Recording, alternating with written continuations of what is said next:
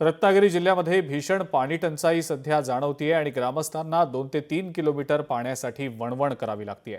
वाढत्या तापमानामुळे पाणी टंचाईची तीव्रता वाढतीये। टंचाईग्रस्त गावं आणि वाड्यांमध्ये अजून वाढ होतीये। चिपळूणमधल्या कोंडमाळा गावातील याच पाणी टंचाईचा आमचे प्रतिनिधी रवींद्र कोकाटे यांनी आढावा घेतला। पाहूया।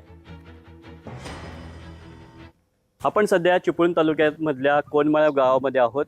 सध्या या गावामध्ये पाण्याची भीषण टंचाई आपल्याला पाहायला मिळते। गावातल्या ज्या विहिरी आहेत त्या काही विहिरी आहेत त्या कोरड्या झालेल्या आहेत, तर काही विहिरी आता तळ गाठत आहेत पाण्याच्या।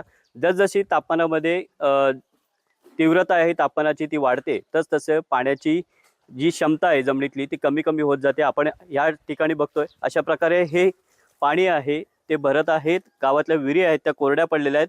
या कोंडमाळ्यातल्या गावातल्या लोकांना जवळपास 1.5 ते 2 किलोमीटर पाण्यासाठी वणवण करावी लागते। आपण जर ही विहीर पाहिली तर विहीर आता जवळपास विहिरीने ह्या तळ गाठलेला आहे।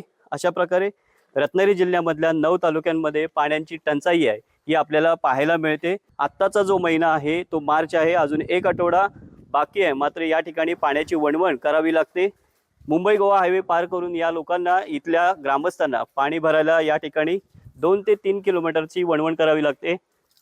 अशा प्रकारे हे जे पाणी आहे ते घरात नेलं जात आहे। त्यामुळे ग्रामस्थांची मागणी आहे की लवकरात लवकर प्रशासनाने या ठिकाणी पाण्याची जी कमतरता आहे याची दखल घेऊन गावकऱ्यांना टँकरद्वारे पाणी पुरवण्यात यावे अशी मागणी होते। रवींद्र कोकाटे, लोकशाही न्यूज, रत्नागिरी। जवळजवळ मी 30-35 वर्ष बघतोय हीच अवस्था चालू आहे।